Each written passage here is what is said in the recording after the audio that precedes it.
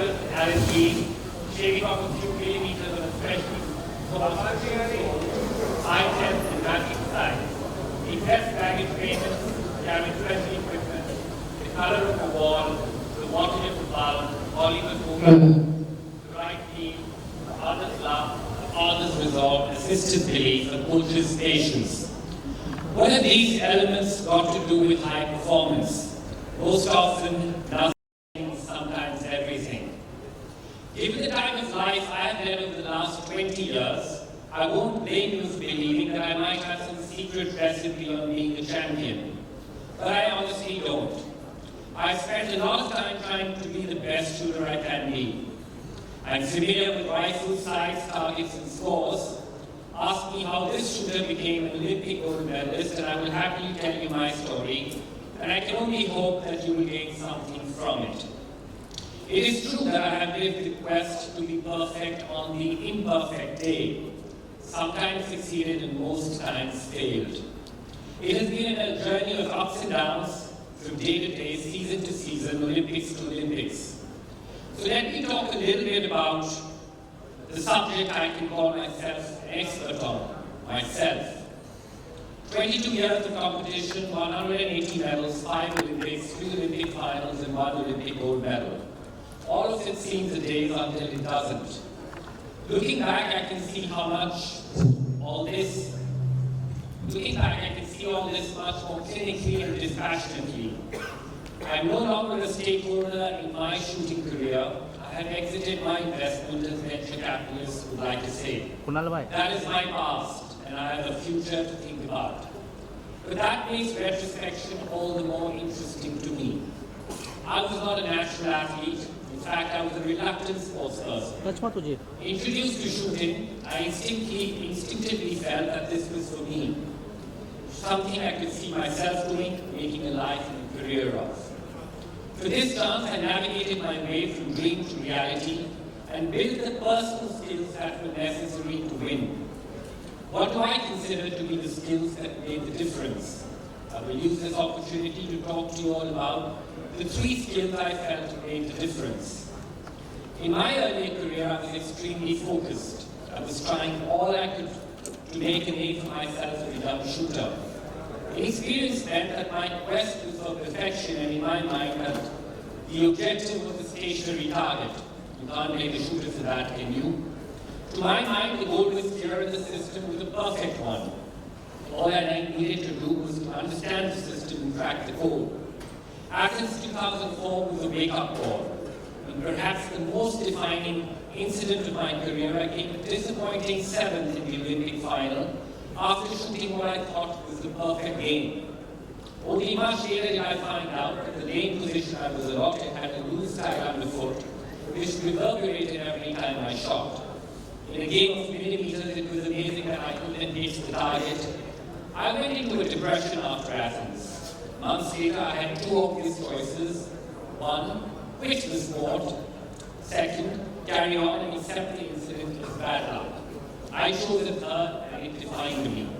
I chose the quest for adaptability to try to be perfect on the imperfect day.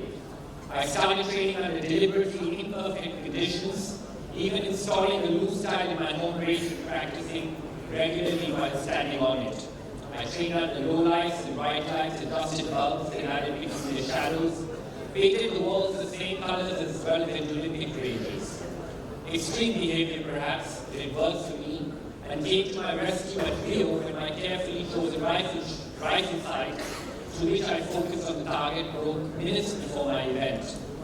I was able to remain composed and made it to 4th. And I chose an option 2 after Athens, after I probably accepted it as fate and given up.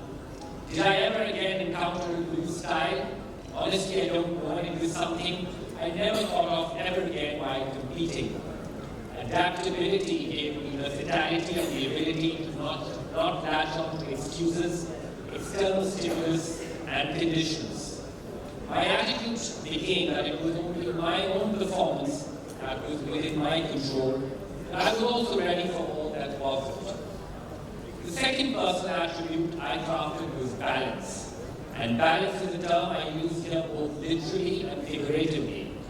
In my early years as a professional shooting athlete, I will attribute to my parents, early mentors and coaches all that I learned about balance, about learning the value of an education, of recognizing what sport was doing to me, of attitudes of winning and to losing, the value of training for its own sake, the value of getting better and competing. Looking back, I can only feel the deepest appreciation and love for the way they interacted with me, usually without expectation, and always giving me the space to make my own mistakes, craft my own journey, and own my own results. I shot because I wanted to. As I grew up and became more experienced, balance meant different things that needed a different approach. After my first couple of Olympics, I felt I had mastered my body and found the right muscular turn, weight transfer routines, shooting jacket. There was one thing I had not factored in: change. Just as everything else fell into shape, my body began to change. The target had moved, and now the challenge was actually greater because I knew that there was indeed an optimal version of me as a shooter, and the adjustments I had to make were so minute as to be almost imperceptible, yet they were significant. This was a challenge I took on even if it was unwelcome. It opened me to new ways of doing and training, to new ideas, made me willing to listen and experiment again. Reinvent, reinvest.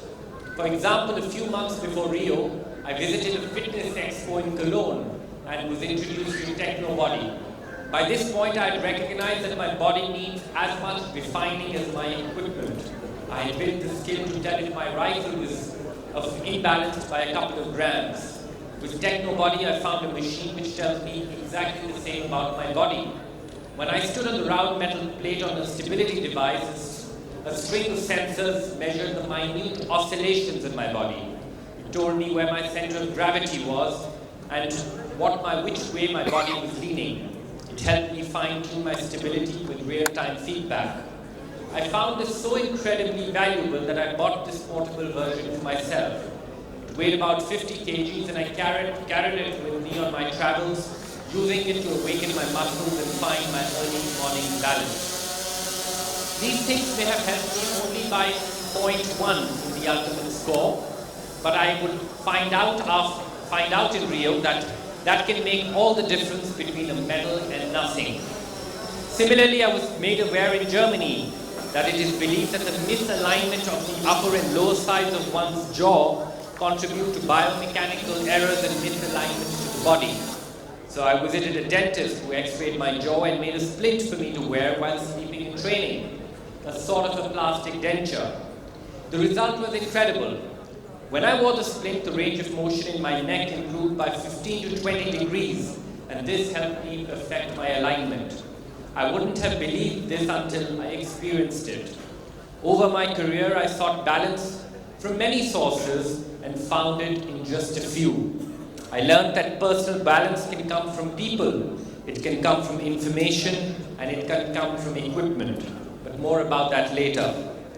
Beyond adaptability and balance, the third valuable skill, and I deliberately call it as a skill, was hunger. I have often been told that things were easier for me because I had access to funding, infrastructure, and supportive parents. While that might have been true functionally, and I'm extremely grateful for it, that did not change the amount of work I had to put in to get to my destination. Ultimately, I was shooting at my target alone. No one else stood with me at the shooting lane. No one else held my rifle or pulled the trigger. When I was a little boy, I was spurred on by seeing my name in the newspapers. As I grew older, it was about achieving my dream of being an Olympian. After Sydney, it was just about the medal. And post-Beijing, it was looking inward and perfecting the processes to a point where I could retire knowing my journey was complete and that my talent was fully spent. What is distinctive was that at no point before the last shot in Rio did I feel that my shooting journey was over. Of course, there were days and perhaps even months that I wanted to think of anything other than shooting. But the enduring hunger always had me aspiring for more, for greater perfection, for better preparation, for new battles to fight and challenges to overcome. This skill was all in the mind, but it was also a personal hunger and it was fostered, encouraged and supported instead of being belittled, ridiculed or given the commonly known as a reality check. Instead of surrounding myself with people who would give me a lesson on Indian Olympic history and apparently the obvious limits of possible achievement, I had an environment with people that challenged me to think more ambitiously, push myself, find my own way and craft my own goals. I knew that the degree of my preparation was the only thing that was always within my control. Knowing that all the rest wasn't, kept the hunger burning.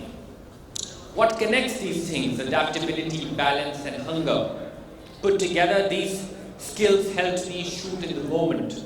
They helped me make peace with the past, accept its learnings, but discard its unwelcome baggage. They also enabled me to remain aware of the future held, allowing it to beckon politely without making demands. As a result, the moment became mine to own and to encounter.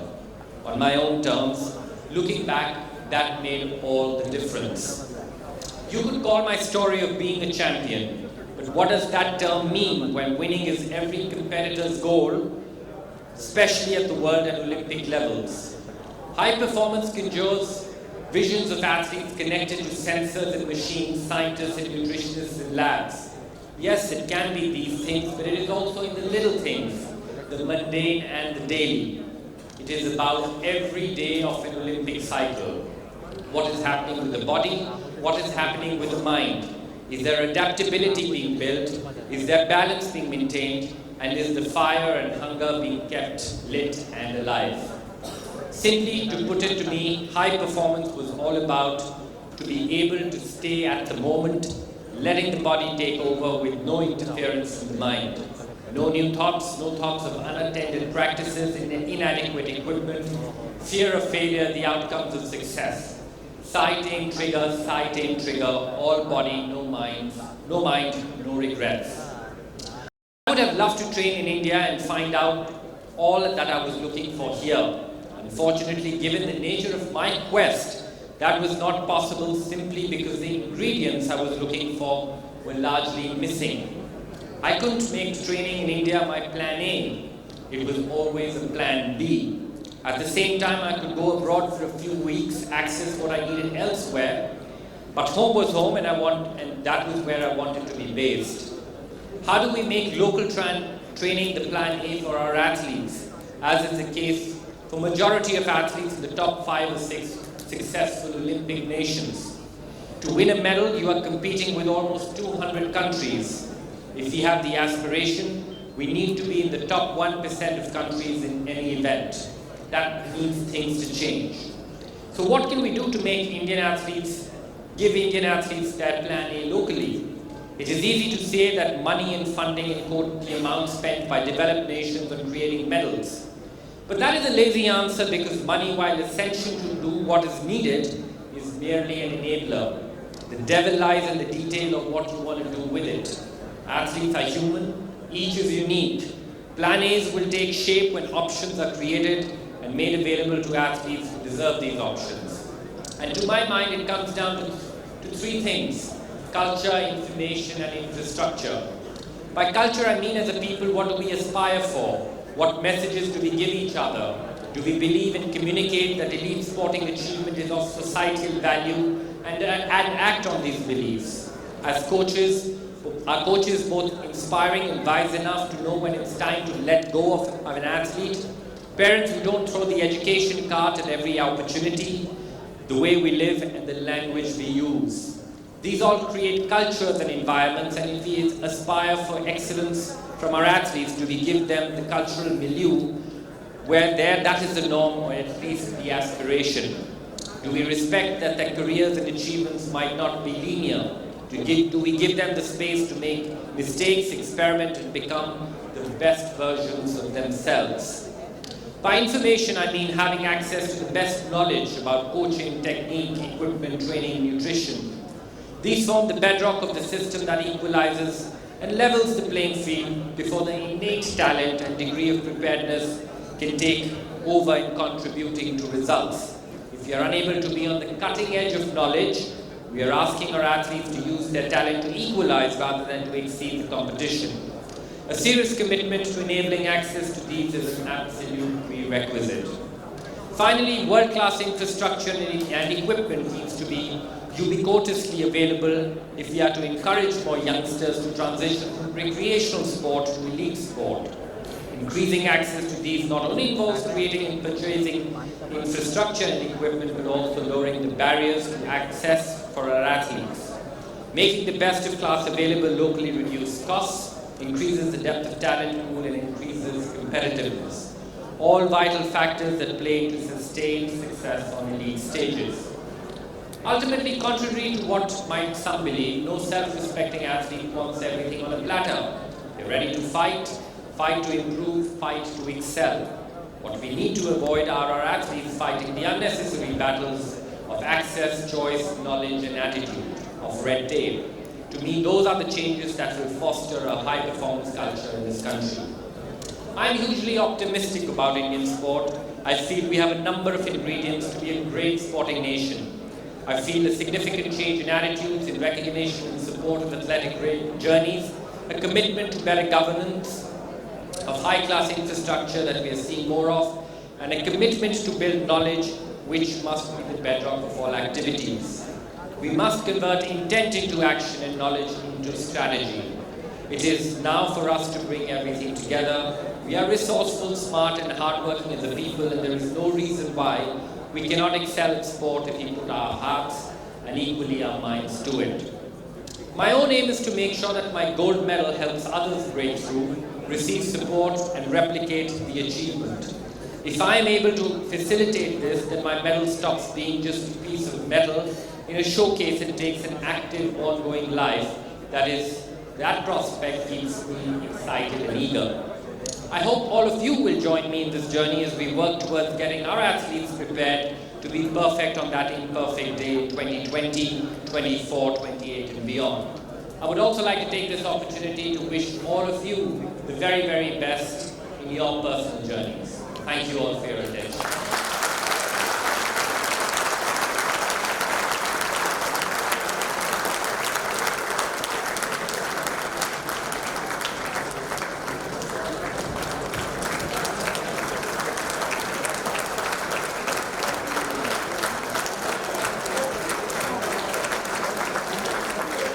Thank you very much, sir. We are very sure that your motivational thoughts and experiences have left a deep imprints on the young hearts and minds. Our youth will definitely sharpen their efforts to hit the targets and achieve a golden future. Now the floor is open to a few questions and for interaction for anyone. Anyone would like to ask a question?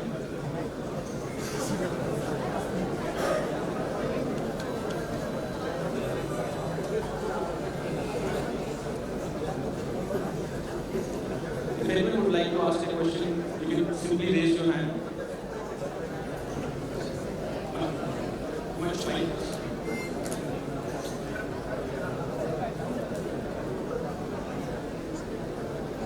Excellent, inspiring talk, I would say, Mr. Bindra. My question to you is, when you said that there was a small, disturbance which disturbed you and you couldn't win the goal, what, at that point in time, how did you really, find out why that, that was the cause for your missing out on your medal? That small time which prevented you from. It is a sport which requires an incredible amount of stability and incredible amount of balance. So if you're basically standing on a trampoline, it makes it very, very difficult to balance and give everybody else much more advantage rather than me standing on a surface which wasn't balanced. But I'd like to say something else on this. It was an incredibly tough moment for me. That moment was a very defining moment of my career because that was a moment where I thought that I was ready to win and I had everything going for me. And unfortunately, it did not happen. I did not end up winning. But that incident taught me something. It taught me detachment. It taught me to learn to be detached from outcomes and simply remain really focused on the process. And that's exactly what I did. That failure and absence, because of that time, taught me that detachment. And from there on, I was totally focused on the process. When I went into Beijing, into the Olympic final in Beijing, for me, it wasn't to win a medal wasn't really my goal. What my goal was to make sure that my process was right on every single shot, that I was able to put my best foot forward on every single shot. And that was probably the reason why I won. So, it was a really tough moment in Athens, but it taught me something, and that learning was probably the most important learning of my life, which enabled me to actually win in Beijing.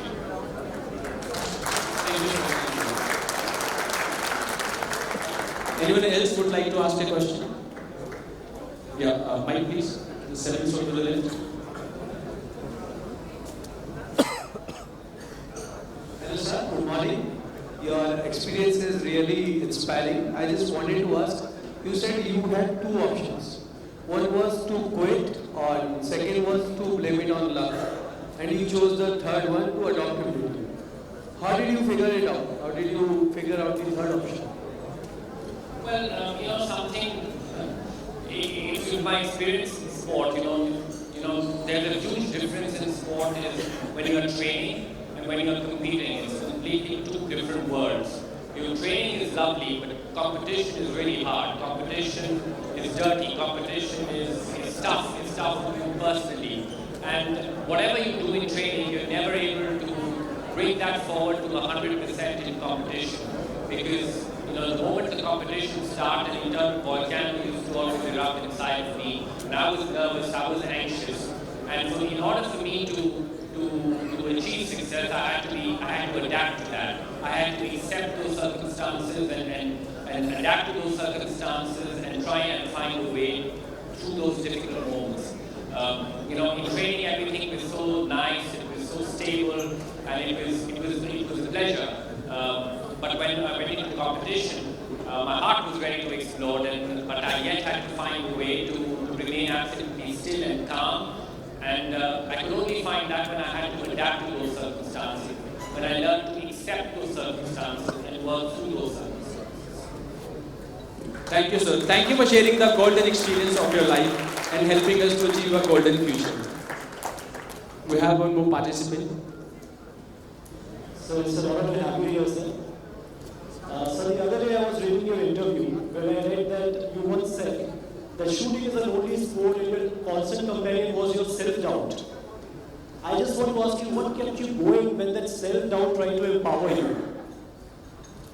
Yeah, I think ironically enough that conflict kept me going because I was always trying to be the best version of my own self. I had so many limitations and challenges from within, and I was always trying to be the best person that I could be. So I was trying to be a better person than I was yesterday, and I was trying to be a better athlete every single day. So that internal conflict and that self-doubt actually meant that I was pushing myself much more. I was a complete obsessive person who was completely obsessive about perfection. And chasing perfection is like chasing an uncapable beast. But you have to, that self-doubt just kept me going and pushed me, made me work much harder than anybody else. So yes, there was a disadvantage to all that self-doubt, and it was really tough on me internally. But it also had some hidden advantages, and that was that it just pushed me much more and made me much more demanding of my own self. Thank you, sir. Your venture with Mr. Prakash in Bangalore. May I request you to tell us some details and objectives of the venture? Yes, so I run something called High Performance Centers in India, and one of my centers is housed at the Padukone Dravid Center for Sports Excellence. A few of my centers are actually run by my foundation. And I'm pretty proud to say that, the first center we started a year ago, and within the whole calendar year, we serviced about 700 athletes free of cost, giving them the access to the best of technology, the best of sports science and sports medicine, bringing the best practices from across the world and making it available for our athletes here domestically. So that's what we're trying to do. Is it for all sports or is it only particular to some? So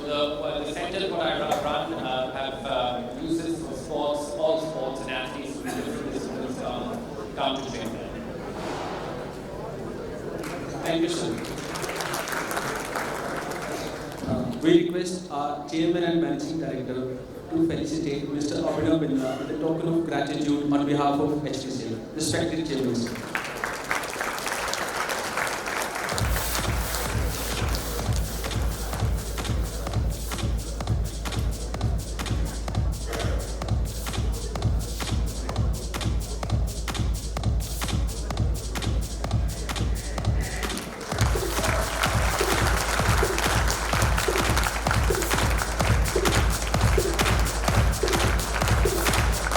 Can we have a huge round of applause for the golden boy of India, Mr. Abhinav Bindra.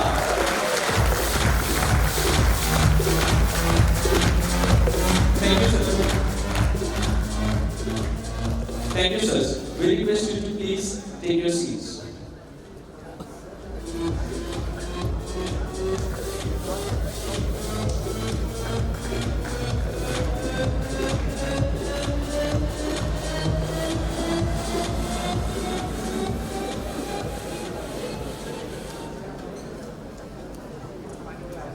Prince, did you know Mr. Jayesh Kumar from Coimbatore has the largest collection of currency notes from 191 countries? Oh, really? Yes. And did you know 57-year-old Mr. Jaya Raman has created a world record when he talked non-stop for 360 hours? Dashrath, I think there is some mistake. Is it really he? Yes. Because it is all unstoppable talking. Yes, it is really he. There are some exceptions also. Dashrath, with the energy present in this very hall, why don't we also create a record? Why not? Celebrating the power of human spirit and the virtue of togetherness. Yuvantage 3.0 will now attempt to create a Limca Book of Records, first time in the history of HPC, with our esteemed top management and our fellow colleagues present here. Limca Book of Records celebrates the extraordinary among Indians, the most amazing achievements of Indian serving chronicled without a parallel in its 29 editions. I would now request the team from Focus You, who are our facilitator for the activity, to take this forward. Team from Focus You.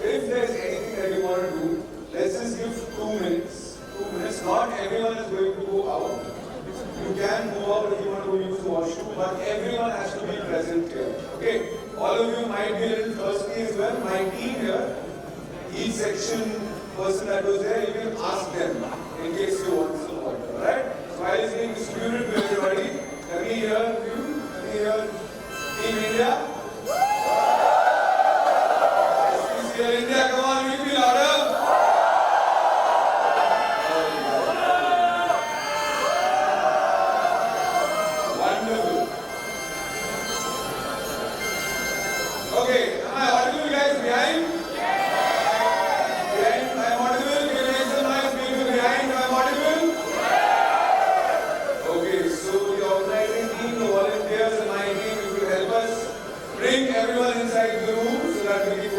together. Once everyone is in, we can start. Yeah? Till then, take a deep breath. For me, for you, for all of us together. Deep breath without the harmonicas. Breathe in. Breathe in. Breathe in. Breathe out. Very nice. Breathe in. Breathe out. Okay. Let's start practicing now. Where do we start? Very good. Very good. Remember, stay still. Where do we start? Three. Where is three? 5 is? 3 is? 3 is 5. So if you look down on the numbers, yes. Attention. I want everybody to listen and otherwise answer.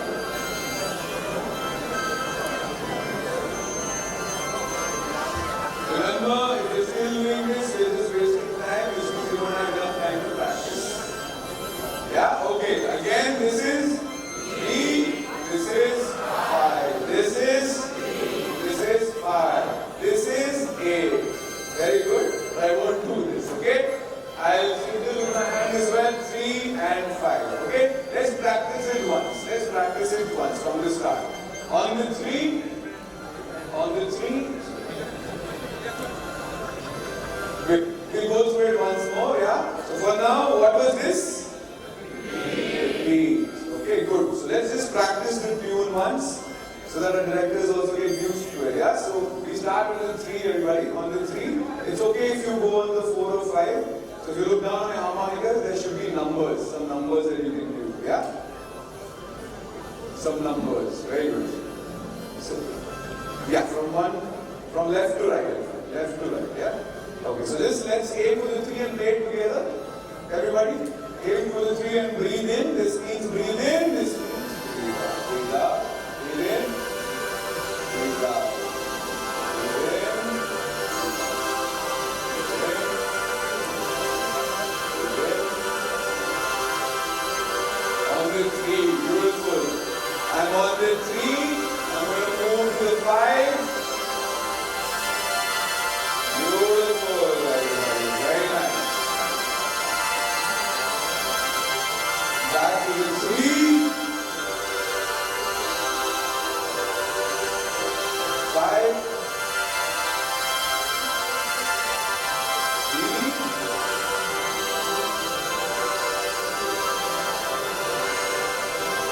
Very nice. Repeat.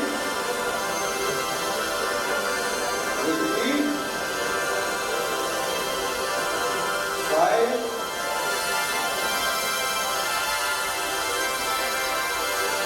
Good, beautiful. Number 5. 3. Alright, 3, 2, 1, and feel breathless. I know one person is, I know which person that person is right there somewhere in between. Yeah, remember, nice and easy breaths, don't take heavy breaths. Yeah? Let me just demonstrate once. Yeah, so don't go. Can still do this, but you'll be breathless by the end of it because the tune is almost close to 4 minutes. Yeah? So again, watch me first and then we go. Yeah? No body movements, sit up straight. Everybody sit up straight. When you're straight, there's easier movement of your breath. Very nice. Aim for the 3. Aim for the 3 and then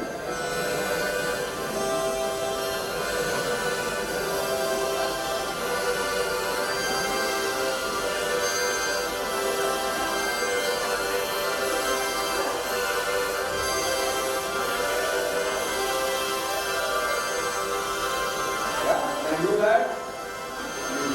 And knees. Okay. Second most important, you remember when you're moving around the cameras? What did we do? Yes.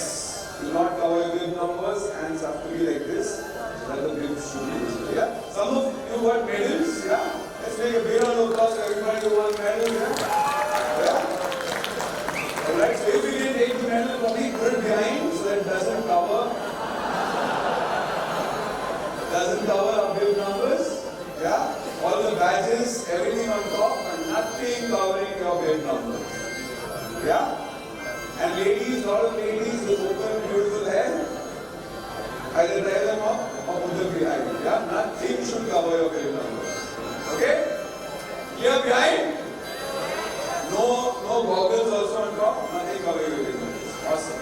So let's try the tune. Let's just go with it, play the tune, and then as we keep practicing, I will announce when we are going to attempt for the record. Yeah? There's a presented officers who will come by, keep proof, and then we start. Okay? So on the 3, follow my hand. This means breathe in. This means breathe in. Good. Okay. On the 3, we start together. We start together. Awesome. Okay, on the 3, yeah? 1, 2, 3, and.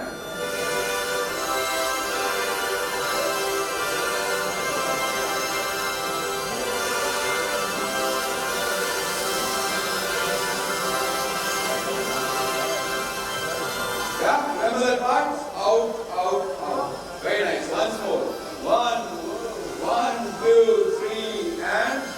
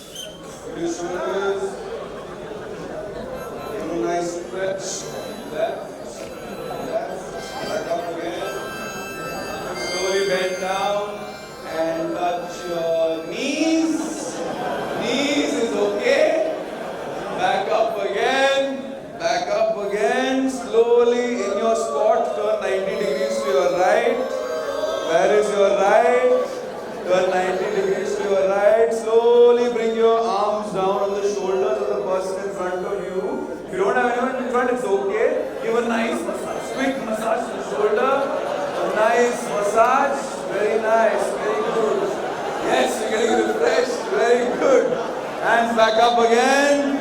Now turn around. Turn around to your left now and return the favor. Hands back down again.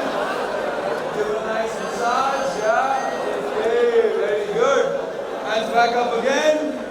Now turn straight, facing me. Wriggle your fingers. Very good. Slowly bring them down. Stretch out again. Feel better? Good massage? Good massage? Very good. Now let's all sit down again. Sit down. Sit down. Okay. This is the time guys. My team is around. In case everyone feels very thirsty, just ask for some water. They'll quickly pass you around. But don't move from where you are. Remember your cluster head. Yeah? Master NJ will join you. Quickly. Want some water? Pass them around. Pass them around.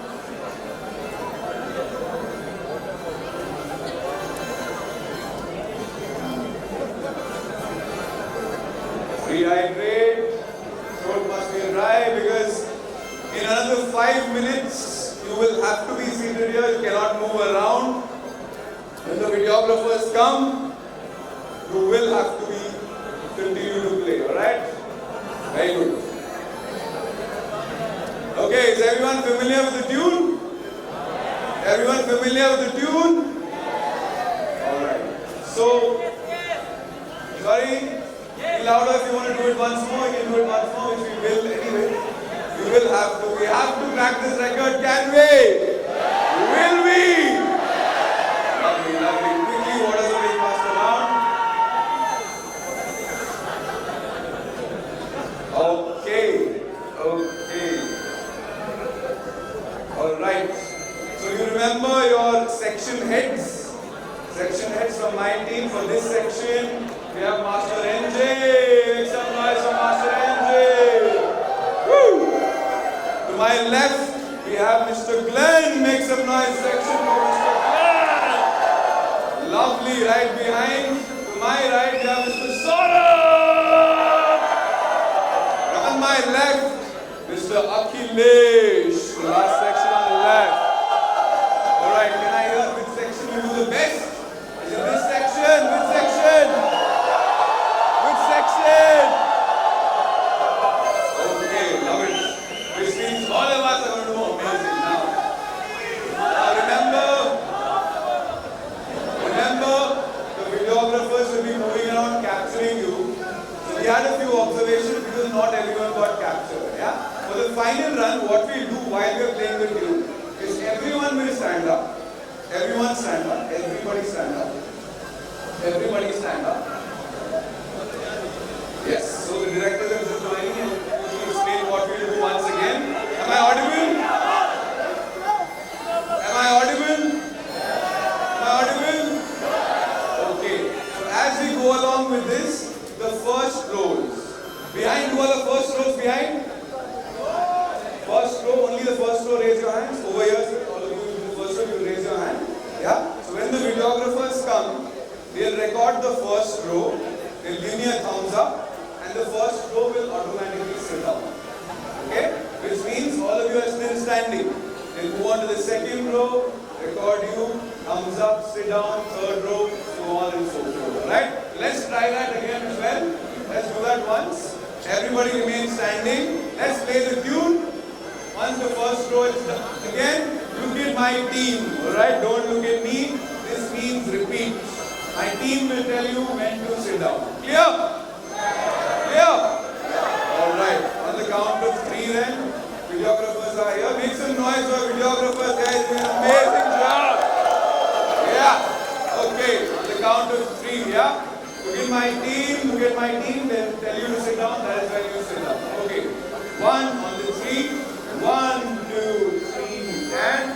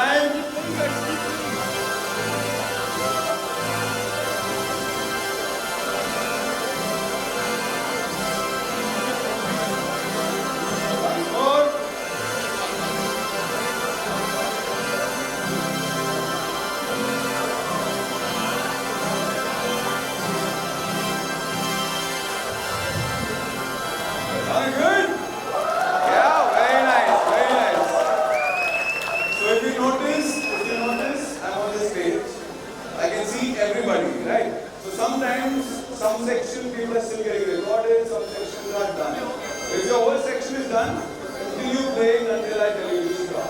Alright? Because I'm looking around all the sections. Once everybody is captured, that is when we stop. Clear? Clear? Yeah? Okay, so for quite a long time. Right. Thanks, Lenu. So, some more observations. When the videographers are coming to your row, if they don't have enough place to move around, it takes some more time. Yeah? So if you see the videographer coming, just move your seat back and let it pass. As soon as possible, capture the video. Yeah? Behind? Clear? Clear? Once the videographer is coming, give him some way to pass. Alright? Good? You good to go? Can we go for it? We should play it once more, right? I feel. Once more with our guitarist right here. Yeah? Once more with our guitarist whose name was Bharat. Whistles, I can't hear the whistles and clap. Yeah. Amazing. Very nice. Very nice. So we will run through this a couple of times. Like I told you, this is a 4-minute song. 4-minute song. When I tell you to repeat, you repeat. I tell you to stop, you stop. Okay? So take a breath again. It's 4 minutes long. Don't breathe too heavy. Breathe easy. We all can do this together. Don't try to play too loud. There's 400 of us. Of course we play together. It's going to be loud. Yeah? Yeah, India? Yeah, XPCL India? Okay. So now what we will do is we'll have a small little intro from Bharat. When the intro is done, I will cue you in when to start. Clear? Simple? Yeah? Let's just get used to the intro first. Bharat, we can start. Everybody?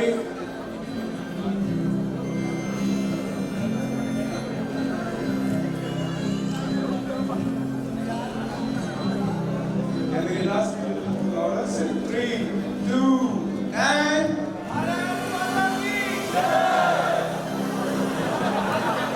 You should start off with that. I like it.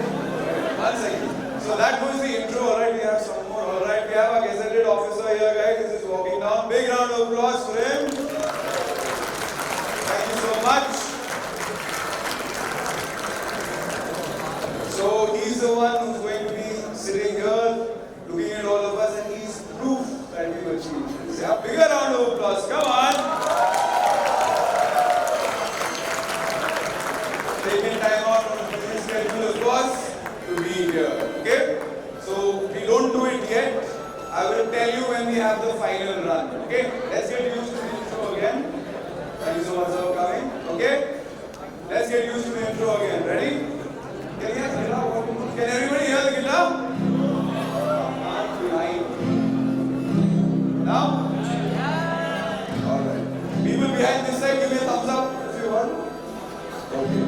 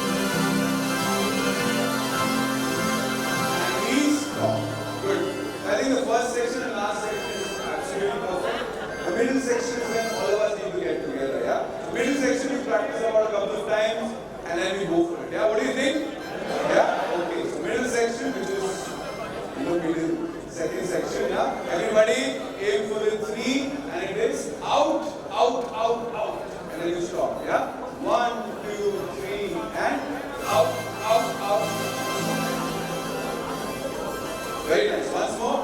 1, 2, 3, and out, out, out. Beautiful. Very nice. You go to the 3, 5 like that, and you go out, out, in. Good. Whole thing together on the 3, 1, 2, 3, and out, out, out, out. 5, out, out.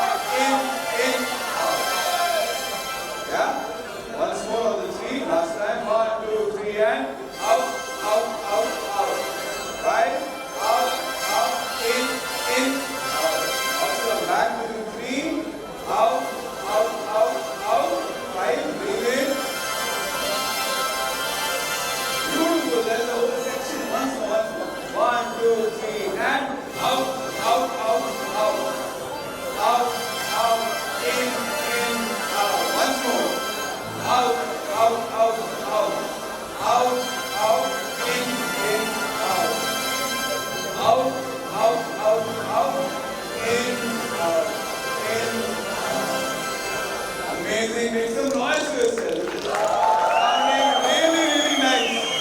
Coming together beautifully. Alright, after this, very similar to this one, what you did, you go out, out, out, in. Yeah? 1, 2, 3, and out, out, out, in. Once more, out, out, out, in. 5, breathe in. More. Out, out, out, in, out, out, out, in, 5, in.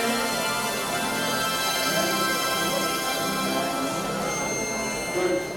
I think we have it, yeah? Everyone thinks we have it? Are you sure? Are you sure? Are we sure? Come on, for record! Alright, so as I'm here on the stage, I have a view of everybody. So some of you, I know maybe it's because of tiredness or what, but some of you keep it down. When you're being recorded, you cannot do this. Because even if one person takes it down, you won't see it. Yeah? Everybody has to be playing this. Clear? Yeah? Okay, so we do one trial run with everybody standing and the videographer recording it, and then we do the final run. Yeah? One trial run and then we go for the final run. Okay? People again, if you want to rehydrate quickly, but nobody can go out of the room now.